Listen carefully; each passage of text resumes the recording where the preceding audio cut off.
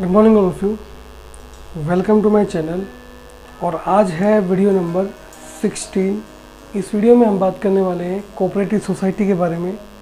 Cooperative society का मतलब क्या होता है, यानी कि मीनिंग, उसके फीचर्स क्या क्या हैं, और साथ में हम देखेंगे कि कौन कौन से टाइप की कोऑपरेटिव सोसाइटी होती है और उसके इम्पोर्टेंस। इस वीडियो में ये सारे टॉपिक हम कवर करने वाले हैं। इससे पहले वाले वीडियो में हमने बात की थी कि जॉइंट हिंदू फैमिली बिजनेस क्या होता है।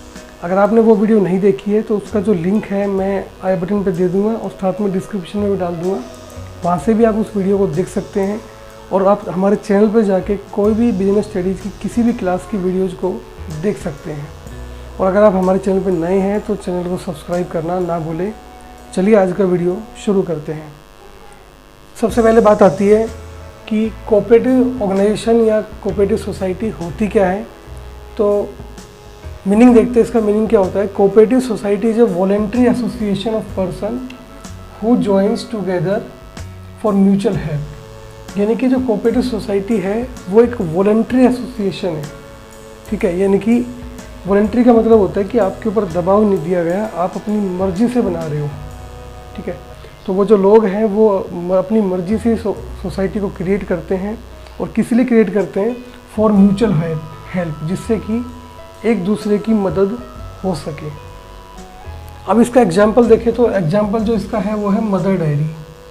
आपने मदर डायरी का नाम सुना होगा। मदर डायरी के बहुत सारे प्रोडक्ट्स आते हैं, ठीक है, और हर जगह, पूरे इंडिया में मोस्टली हर जगह बिकता है प्रोडक्ट। तो जो मदर डायरी है वो एक कोऑपरेटिव सोसाइटी का एग्जाम्पल है, बेस्ट आपके लिए। तो आपने देखा होगा मदर डेयरी के बहुत सारे प्रोडक्ट आते हैं, जैसे कि मदर डेयरी का कर्ड आता है, ठीक है, वे आता है, मिल्क, बटर आता है, और भी बहुत सारे जो प्रोडक्ट्स हैं मदर डेयरी का आपको देखने को मिल जाएंगे। तो वो जो है मदर डेयरी वो एक कोऑपरेटिव सोसाइटी है। अब देखते हैं फीचर्स, यानी कि इसके जो कोऑपरेटिव सोसाइटीज़ के फीचर कौन कौन से हैं। पहला आता है वॉलंटरी एसोसिएशन, यानी कि आप इसके अंदर एंट्री कर सकते हो इस कोऑपरेटिव सोसाइटी के अंदर। और आपको जो कोऑपरेटिव सोसाइटी एक्ट 1912, ध्यान रखना, कोऑपरेटिव सोसाइटी एक्ट 1912 ये फॉलो करना होगा और आप इसके मेंबर बन सकते हो। आपके ऊपर किसी तरह का कोई भी दबाव नहीं होता। जब आपका मन करे तब आप उसको लीव कर सकते हो, लेकिन आपको सोसाइटी को नोटिस देना ज़रूरी है। यानी कि आपको बिल्कुल एक फ्रीडम मिलती है इस सोसाइटी के अंदर काम करने के लिए। दूसरा, डेमोक्रेटिक मैनेजमेंट का मतलब होता है कि यहाँ पे एक मेंबर का एक वोट इंक्लूड होता है, यानी कि हर मेंबर को वोटिंग राइट्स यहाँ पे मिलते हैं और वो अपने एक मैनेजमेंट बंदे को चुन सकता है। यानी कि उससे भी पूछा जाएगा कि आप किसको मैनेजमेंट में लाना चाहते हो। तीसरा, रजिस्ट्रेशन। तो इसका जो रजिस्ट्रेशन होगा वो कोऑपरेटिव सोसाइटी एक्ट 1912 के अंदर होगा, सेम जैसे कंपनी एक्ट के अंदर रजिस्ट्रेशन होता है। और यहाँ पे एक चीज़ और बात ध्यान रखने की है, जैसे कंपनी काम करती है अपना अलग से, सेम कोऑपरेटिव सोसाइटी भी वैसे ही काम करेगी, क्योंकि ये भी क्या है, एक्ट के अंदर रजिस्टर की जा चुकी है। अब बात करते हैं लायबिलिटी की। तो जितने भी मेंबर होते हैं कोऑपरेटिव सोसाइटी के अंदर, सभी की जो लायबिलिटी है वो लिमिटेड होती है और उनको उतना ही पैसा देना पड़ेगा जितना कि उनका शेयर है। इससे ऊपर वो देने के लिए लायबल नहीं है। आगे बात करते हैं सर्विस मोटिव। जैसा कि मैंने बताया कि ये सेल्फ हेल्प के लिए बनाई गई है, म्यूचुअल हेल्प के लिए बनाई गई है। तो इनका जो मोटिव होता है सर्विस मोटिव होता है, यानी कि इनका जो मोटिव है पैसा कमाना नहीं होता, वो एक दूसरे की म्यूचुअल हेल्प के लिए होता है। अब बात करते हैं इक्वलिटी ऑफ वोटिंग राइट।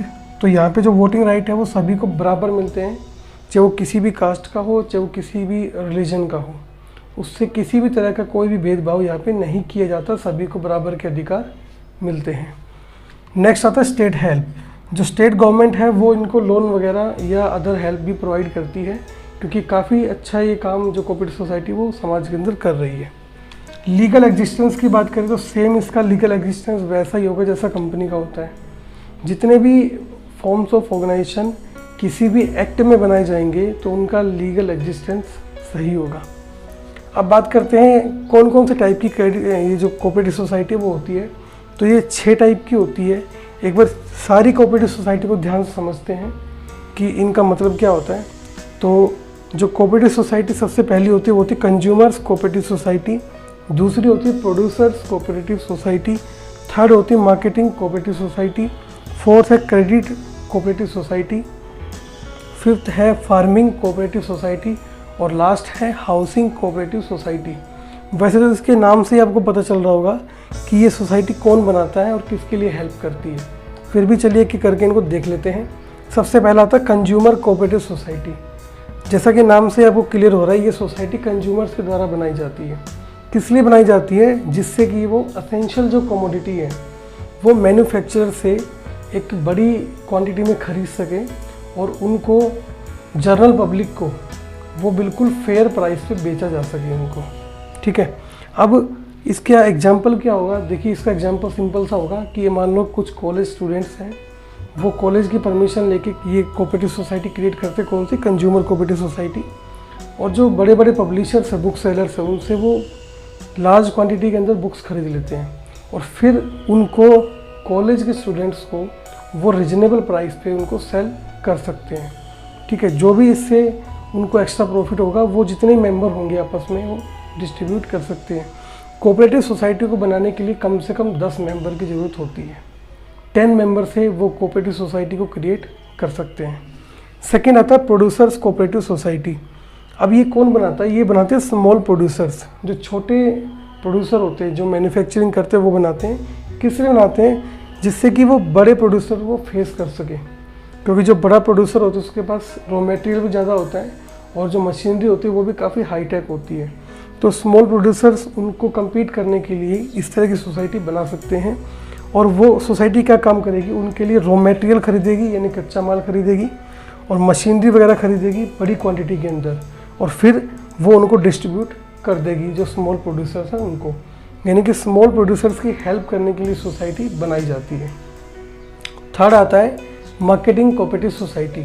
इसके अंदर क्या होता है? जो प्रोड्यूसर्स ने सामान बनाया, अब उनको ज़रूरी नहीं कि उनको रीजनेबल रेट मिले, लेकिन वो क्या करेंगे? अपना सारा जो प्रोडक्ट्स हैं वो वहाँ पे ले आएंगे और जो उनकी ग्रेडिंग की जाएगी, ग्रेडिंग मतलब उनकी कौन कौन सी क्वालिटी है उसके अकॉर्डिंग उनको बांटा जाएगा, साथ में उनको स्टोर कर लिया जाएगा। फिर क्या करेगी? ये जो कोऑपरेटिव सोसाइटी है ये अलग अलग मार्केटिंग मेथड से उनको बेचने के लिए रेडी हो जाएगी। उनको जब बेच देगी तो जब वो पैसा जो आएगा वो सभी जो प्रोड्यूसर्स है उनको वो बट जाएगा पैसा, क्योंकि उनका जो प्रोडक्ट जितना भी था उसके अकॉर्डिंग उनको पैसा मिल जाएगा। नेक्स्ट जो आती है वो आती है क्रेडिट कोऑपरेटिव सोसाइटी। इसका काम क्या होता है? मेन इसका काम होता है सस्ते रेट पे लोन अवेलेबल कराना।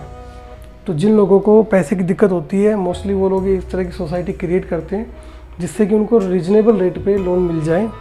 दूसरा, ये क्या करती है? अपने मेंबर्स को ही लोन देती है और किसी को लोन नहीं देती, और ये रूरल और अर्बन दोनों एरियाज़ में मिलती है। इसके अंदर बनाने के लिए इसको कम से कम 10 मेंबर का होना ज़रूरी है और जो मैक्सिमम है वो 100 मेंबर्स हो सकते हैं। ठीक है, नेक्स्ट आता है फार्मिंग सोसाइटी। फार्मिंग जो सोसाइटी होती है वो फार्मर्स के द्वारा बनाई जाती है। वो फार्मर्स क्या करते हैं? अपने जितने भी रिसोर्सेज हैं, चाहे वो ज़मीन हो चाहे वो अदर रिसोर्सेज जो भी है, उनको कलेक्टिवली ले आते हैं और फिर उसके ऊपर एग्रीकल्चर एक्टिविटीज़ करते हैं। जब जो क्रॉप्स जो होती है वो अच्छी प्रोडक्टिविटी होती है, वहाँ पे प्रोडक्शन ज़्यादा होता है क्योंकि वो अच्छी क्वालिटी के सीड्स यूज करते हैं, फर्टिलाइजर्स यूज करते हैं, और जो इरिगेशन फैसिलिटी है यानी कि सिंचाई की जो फैसिलिटी है वो अच्छी यूज करते हैं, जिससे कि उनका जो प्रोडक्शन है वो इंक्रीज होता है।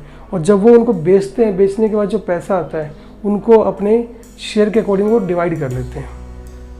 नेक्स्ट आता है हाउसिंग सोसाइटी। ये किसके लिए बनाई जाती है? जिनको रीजनेबल रेट पे घर चाहिए उनके लिए बनाई जाती है। और जो घर होता है वो उनको रीजनेबल रेट पे मिलता है, साथ में उनको EMI फैसिलिटीज भी मिलती है, यानी कि वो चाहे तो अपना पैसा किस्तों में चुका सकते हैं और किसी भी तरह की उनको सिक्योरिटी देने की ज़रूरत नहीं होती, और जैसा घर वो चाहे वो वैसा घर बना सकते हैं इसके अंदर।